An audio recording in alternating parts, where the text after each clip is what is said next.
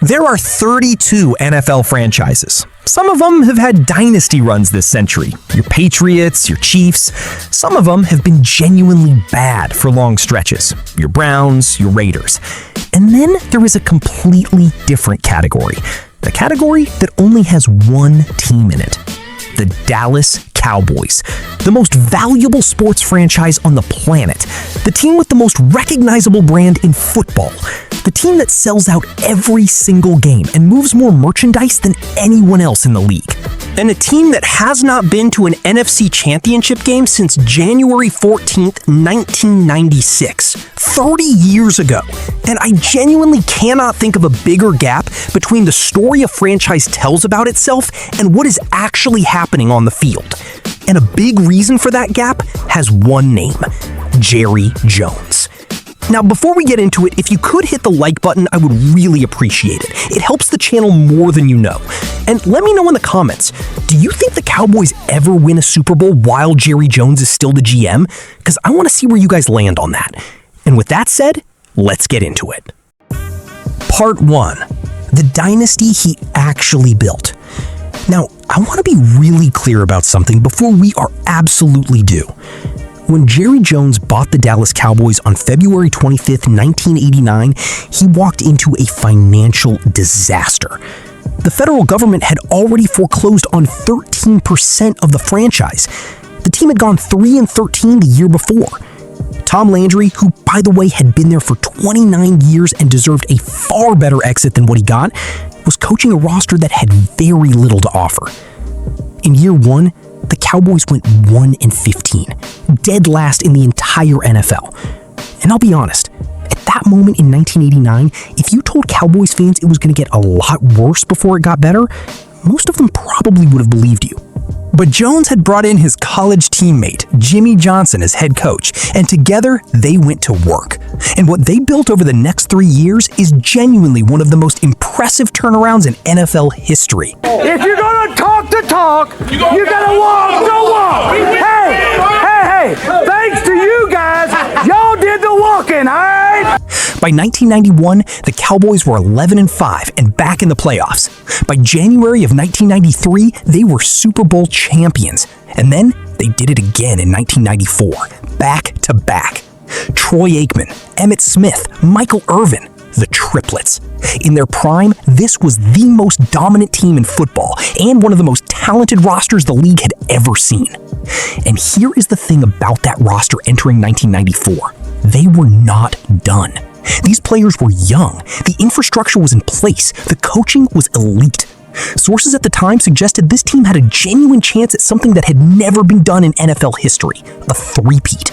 And I genuinely believe that, because the talent on that roster was just absurd. So what happened? This week, I'm not gonna say a word. You know how I feel, but I'm not gonna say a word, but I will say one thing right now. How about them Cowboys? Part 2. The night at the hotel bar that changed everything. March 21st, 1994. The Cowboys are 2 months removed from winning Super Bowl 28. The NFL owners' meetings are happening in Orlando, Florida, at the Hyatt Grand Cypress Hotel. And one evening, Jerry Jones has a few drinks, sees Jimmy Johnson across the room with some other coaches, walks over, and gives a toast. Now, the specifics of that toast have been debated for 30 years. But the general consensus from everyone who was in that room is that Jones implied in front of other people that the Cowboys' success was bigger than any one coach, that the system could have worked with someone else in charge, that maybe Jimmy Johnson wasn't as irreplaceable as he thought he was. Jimmy Johnson did not take that well. And 6 days later, on March 29th, 1994, Johnson resigned. We have mutually decided that I would no longer be the head football coach with the Dallas Cowboys. Jones paid him $2 million to leave. The man who took Dallas from 1-15 to back-to-back Super Bowl champion. Gone. Over a toast at a hotel bar. And you know what? I actually respect him for saying that, because it's true. And the Cowboys have been paying for it ever since. They won one more Super Bowl in 1995. And I'll be real, that was mostly on the strength of the roster Jimmy Johnson left behind with Barry Switzer as head coach. And then, on January 28th, 1996, they beat the Pittsburgh Steelers 27-17 in Super Bowl 30. And that was it. That was the last time. Every other NFC team, the Lions, who hadn't won a playoff game in forever, made the NFC Championship in 2023. The Commanders, who hadn't been relevant in decades, made it in 2024. The Bears, the Saints, teams that have been genuinely awful for stretches of this century, have gotten there at least once. The Cowboys, with $9 billion in franchise value and some of the best individual talent in football, have not made it out of the divisional round a single time in 30 years. And that, to me, is the whole story. Congratulations to you on a tremendous victory for the Cowboys franchise. Part 3. The pattern. 8 coaches, same result. Now, here is where I think the real conversation starts, because Cowboys fans will always say, well, football is hard, dynasties don't last forever, you can't win every year. And all of that is true. I don't disagree with any of it.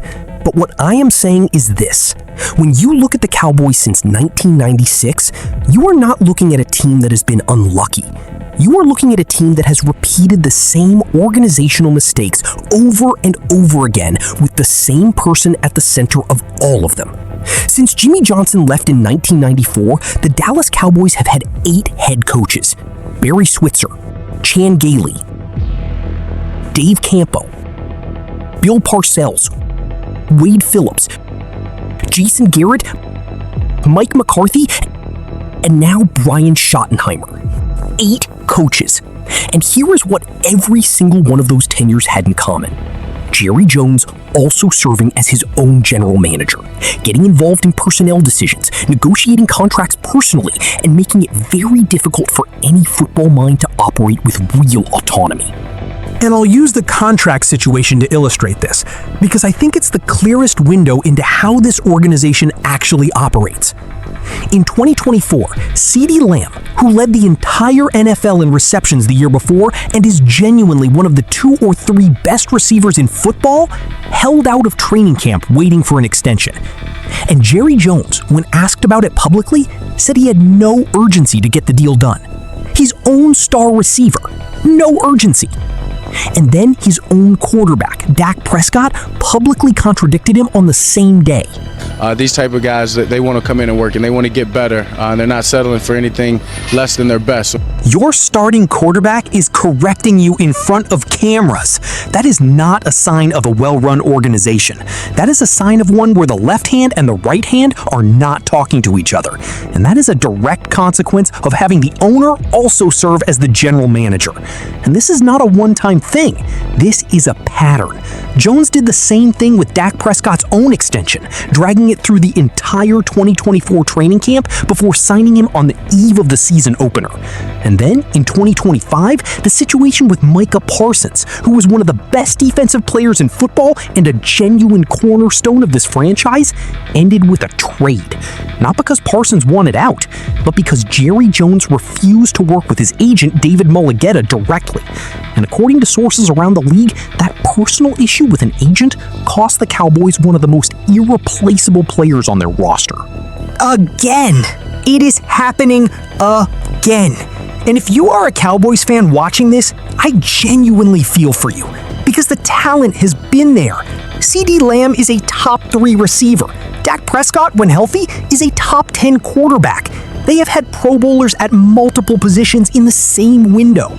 George Pickens came over and had over 1,400 yards and 9 touchdowns last season, in what by all accounts was an absolute steal of a trade.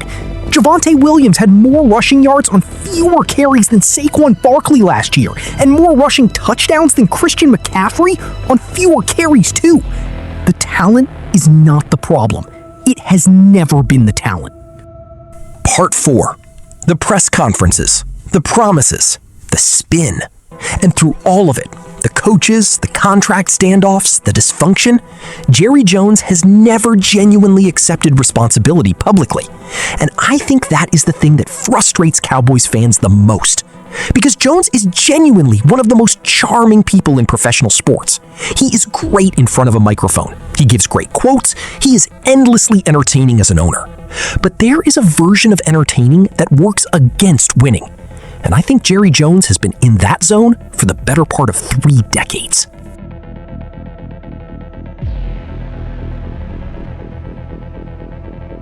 No music to face. That is the owner of the most valuable sports franchise on earth, responding to 30 years without an NFC championship appearance. And look, I understand the philosophy of not dwelling on the past. I get it. You can't play in 1996 forever. But when a reporter asks you about a 30-year drought, and your answer is that there's no music to face, that tells you everything you need to know about the level of accountability in that building. $9 billion, the most valuable team in sports, and they have not won a single playoff game in the divisional round in 30 years. I simply want to know, at what point does that become the story and not the merchandise sales? And Jones run this down their face. Fake it to him here. Love, back foot, has a man wide open, and it's going to be caught. Part 5, the verdict. Now look, I want to acknowledge the counter-argument here because I think it deserves to be said. Jerry Jones is a genuinely brilliant businessman. The man took a franchise that was being foreclosed on by the federal government and turned it into the most valuable sports team on the planet. That is real. That is extraordinary. And the 3 Super Bowls he helped build in the 90s, that is a real legacy that no one can take away from him. But here is the distinction I keep coming back to. There is a difference between being a great owner and being a great general manager. Jerry Jones is one of those things. He is not both. And the problem is that he has never been willing to admit that. He has never been willing to hire a real football mind, a truly empowered general manager, and step out of the way. And that refusal has cost this franchise 30 years. Compare that to the franchises that have sustained excellence in the same window. The Patriots gave Bill Belichick full football authority. The Chiefs built an infrastructure around Andy Reid and trusted it. The Eagles hired Howie Roseman and let him operate. Every team that has won consistently in this era has had a clear separation between business and football operations. The Cowboys, under Jerry Jones, have never had that. And I'll give you one more piece of evidence that I think makes this impossible to ignore. After pushing Jimmy Johnson out the door in 1994, Jones eventually sat down years later and admitted, "I fucked it up." How could you fuck this up? I fucked it up. He said it himself. He knows what that decision cost. He watched the pattern play out. He experienced it in real time. And then he went right back to doing the same things. 8 coaches, the same contract standoffs, the same front office interference, the same press conferences telling Cowboys fans this is the year, and the same January exits. Now, I want to be clear about one more thing before we close this out. I don't think this is entirely hopeless for Cowboys fans. Brian Schottenheimer looked genuinely good in year 1 as head coach.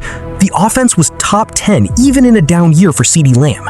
They have Christian Parker coming over from the Eagles as their defensive coordinator, and I think that is a legitimately good hire. The talent on this roster, if managed correctly, is Super Bowl caliber. But here is the uncomfortable question I want to leave you with. And I have genuinely gone back and forth on this myself, so I'm curious where you land. Jerry Jones is 83 years old. He has said publicly that he plans to run this franchise for as long as he possibly can. His son Steven is being groomed to take over more authority over time. And the question is not whether this Cowboys roster is good enough to win. The question is whether the organization around that roster will ever be structured in a way that lets them. Because here is the thing. Every year in March, Jerry Jones steps to that podium. He smiles that smile. He tells Cowboys fans this is the year. He talks about bringing a championship back to Dallas. And every year, Cowboys fans feel it. They believe it. Because the talent is real. And the brand is real. And the history is real. And then January comes around. And it's the same story. So my question to you is this, and drop this in the comments because I genuinely want to know. Do you think the Cowboys win a Super Bowl with Jerry Jones still calling the shots? Or does the structure of this organization make that nearly impossible, regardless of who is on the roster? I will be reading every single comment on this one. And if this hit different than what you expected, you already know what to do.